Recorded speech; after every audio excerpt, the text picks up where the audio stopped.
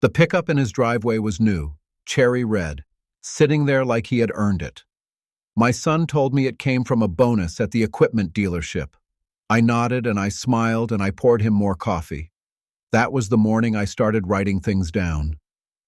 My name is Henry.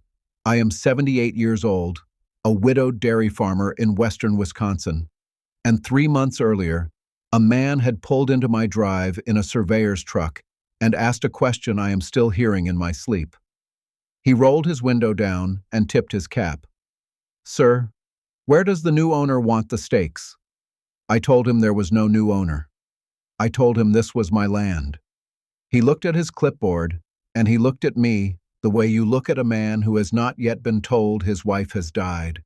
Then he said the name on the paperwork, and the name was my son's name, and the signature on the sale was supposed to be mine. I had not signed anything. My father cleared this ground by hand the year I was born, 1952, and it had been sold in March without me knowing. You probably already know the kind of son I mean, the one with your eyes, the one you trusted with the mail. My wife Eileen died in the fall of 2022, and after the funeral my son Daniel sat down at my kitchen table and said something that I want you to hear exactly the way he said it. "Dad, you have enough to carry. Let me handle the paperwork from here." I said yes. I said thank you. I told him his mother would be proud. He smiled at me with my own eyes, and he poured himself a cup of coffee, and he opened the drawer where I kept the bills like he had been waiting 2 years for permission. That was mistake 1. I did not know it yet. For the first year, I noticed nothing. Daniel came by on Sundays. He brought his daughter. He fixed the loose step on the porch. He took the bank statements home in a folder, and he brought them back stamped and sorted. I thought, this is what a good son does. This is what Eileen always said he would do once he grew up. Then small things started. A signature card from the bank in January, in an envelope addressed to me, already opened. I asked Daniel about it on a Sunday in February while he was eating my eggs. "Daniel, did you sign something at the bank for me?" He did not look up from his plate. "Just a card, Dad. Standard stuff. They needed it on file. You signed it last month, remember?" I did not remember. I said so. He laughed. Not a mean laugh. A small laugh, the kind a man gives when he is hoping you will laugh too. "Dad, you forget things. It is okay. That is what I am here for." I laughed back, because he was my son, because his mother had loved him, because the alternative was a thought I was not ready to think. 3 things I noticed about that morning, and I want you to count them with me. He did not look up when he answered. He used the word dad twice in one sentence, the way a man does when he is reminding himself who he is talking to, and he had already finished his coffee before I had finished mine, which had never happened in 40 years. I want to be honest with you. I thought I was getting old. I thought maybe I had signed the card and forgotten. The mind does what it does at 78. I went to bed that night, and I told myself I was being foolish. The second mortgage came in April. I found out the way a man finds out anything in a small county. The teller at the bank, a woman named Ruth who had been in my daughter's confirmation class, looked at me a little too long when I cashed a check. Then she said something quiet, lower than her normal voice. "Henry, how is that new equipment working out?" I told her I had not bought any new equipment. She did not say anything else. She just looked at me. Then she handed me my receipt and she said, "You take care of yourself, Henry." And she said it like she was reading off a piece of paper. I drove home with my hands shaking on the wheel. I sat in the drive for a long time before I went inside.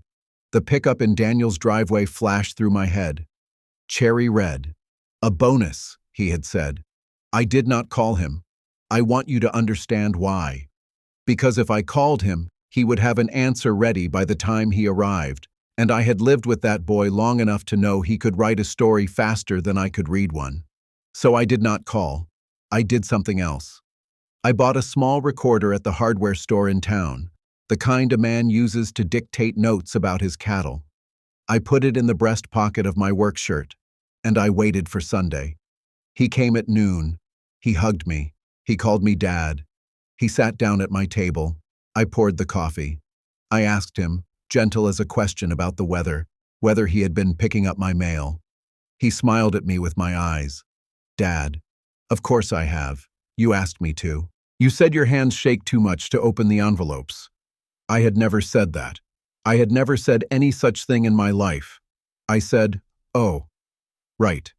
Thank you, son. And the little red light on the recorder in my pocket blinked once, the way Ruth at the bank had looked at me a little too long. Before I tell you what came next, I want to say this. If you have ever sat across a kitchen table from your own child and realized the boy you raised was not in the room anymore, that someone else was wearing his face, you already know what that coffee tasted like. Stay with me. I am almost there. The man in the surveyor's truck arrived on a Tuesday morning in March, almost a year after my wife had died. I was carrying a pail across the yard. He rolled down his window. He tipped his cap. He asked where the new owner wanted the steaks. I set the pail down. I walked to his truck. I asked him to read me the name on his clipboard. He read it. It was a name from out of state, a development company. I asked him who had sold the land. He looked at the paper. He looked at me. He said, "The seller of record is Henry." And then he said my full name, the name on the deed my father had signed in 1952. I told him I was Henry. I told him I had not sold anything. The man on the surveyor's truck did something I will not forget. He took his cap off. He held it in both hands. He said, "Sir, I think you need to go to the courthouse." I said, "Son, I think you are right. I want you to imagine the drive to that courthouse." No, I take that back. I do not want you to imagine anything. I want you to hear what I heard, which was nothing, which was the engine of an old truck and a man at the wheel who had just learned that the ground his father cleared by hand the year he was born had been sold out from under him by the boy he had taught to walk on it. The clerk at the courthouse was a woman named Margaret. We had gone to high school together. She pulled the file. She did not say anything for a long moment. She turned the file around on the counter so I could see it. "Henry, is that your signature?" I looked at it. It was a fine forgery. It had the loops in the right places. But the H at the start of my first name leaned the wrong way. I have signed my name 2 ways in my life, before my stroke in 1998 and after, and Daniel had copied the after. But he had copied it from a check, and the H on a check is not the H on a deed. I told her, "Margaret, that is not my hand." She said, "Henry, who notarized this?" I looked at the stamp. The name under the stamp was a man named Doyle, Daniel's bowling partner, a man who had eaten Thanksgiving dinner at my table 4 years running. Margaret looked at me. She said, "I have known you since we were 16 years old." I said, "I know you have." She said, "What do you want me to do?" I said, "I want you to make me a copy. I want you to keep the original where nobody touches it. And I want you to tell me the name of the best lawyer in this county who does not bowl." She wrote a name on a slip of paper. She slid it across the counter. The sound of that paper sliding across the wood is a sound I will hear in my head until the day they put me in the ground. I drove home with the copy in a manila envelope on the seat beside me. I did not cry. I want you to know that. I have cried twice in my life. Once when my father died, and once when Eileen died. And I was not going to cry over a boy who had not yet finished what he started. Because here is what Daniel did not know. He did not know that I had photographed every page of the original 1952 deed 3 years before, when my hands had started shaking, and Eileen had told me to make a record of everything that mattered. Those photographs were on a small card in a drawer beside my bed. He did not know about the card. He had never opened that drawer. He also did not know about the recording in my pocket, the one where he had admitted handling my mail. And there was one more thing. One I had not planned. One that landed in my lap the way grace sometimes does. The lawyer Margaret sent me to was a woman named Pauline, 50 years old, hair pulled back tight, hands like a piano player. She listened to my story. She listened to the recording. She looked at the photographs of the deed. Then she said something I did not expect. "Henry, your son used a notary who has notarized 4 other documents this year that are under investigation in 2 counties." I said, "4 others." She said, "4 others. You are not the only farmer this has happened to. You are the first one with a recording. You probably already know the feeling of learning you are not alone in a thing you thought was only yours. It does not make the thing smaller. It makes it heavier. Because now you know it was a system." Pauline picked up her phone. She called the district attorney. She used my full name. She said the words forgery and elder fraud and pattern. She listened for a minute. Then she hung up and she looked at me. "Henry, he wants to see you tomorrow morning." I went home. I did the chores. I fed the dog. I sat at the kitchen table where my son had sat across from me and called me Dad twice in one sentence. And I did not sleep that night, but I did not cry either. I want you to know that too. The district attorney was a young man with a tired face. He was 41 years old and he looked 60. He listened to my recording. He looked at the photographs. He looked at the deed. Then he said something I will repeat to you exactly. "Mr. Henry, in a county this small, we do not need much, but we have a great deal here. Would you like to be in the room when we tell him?" I said yes. He said, "Are you sure?" I said, "I raised that boy. I will look him in the eye.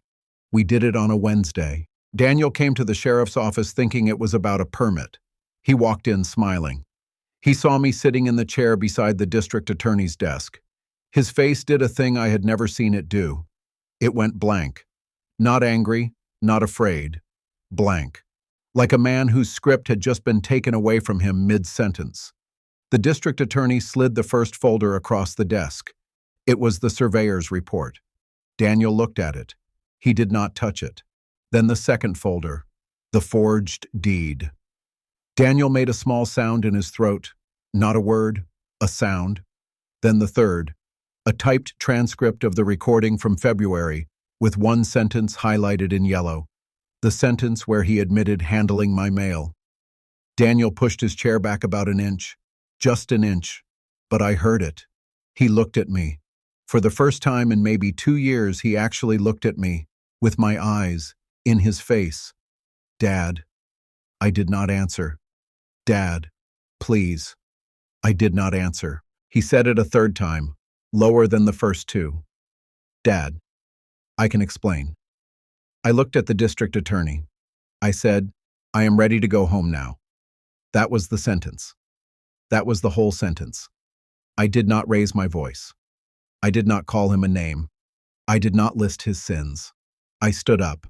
I picked up my hat from the desk, and I walked out of that office while my son sat in a chair and made a sound that I am not going to describe to you, because some sounds belong only to the man who made them and the father who heard them. Daniel took a plea, 18 months. He will be out before he is 45. The notary, Doyle, lost his license and is facing his own charges in 2 counties. The development company unwound the sale. The land my father cleared by hand in 1952 is back in my name, and the deed sits in a fireproof box in the bank, and Margaret at the courthouse keeps a second copy in a drawer behind her desk because she said she wanted to. I drove out to the back 40 the Sunday after the plea. I walked the line my father had cleared. I put my hand on the fence post he set the year I was born. The post is older than I am by a few months. He planted it in the spring. I came in the fall. I stood there for a long time. The wind was the wind. I am not going to describe it to you. I am just going to tell you what I said out loud, to nobody, with my hand on that post. "Dad." I almost lost it. Then I walked back to the truck. The pail I had set down the morning the surveyor came was still by the gate where I had left it. I picked it up. I carried it to the barn. And I poured the feed the way I had poured it every morning of my life, including the morning my son sat at my table and told me he would handle the paperwork from here. The pickup in his driveway is gone now. Somebody else bought it at auction. I do not know who. I do not ask. But every now and then, when I am driving into town, I pass a cherry red truck on the road, and I do not look at the driver. I just keep my eyes on the line of fence posts my father set, running along the highway, one after another, all the way home.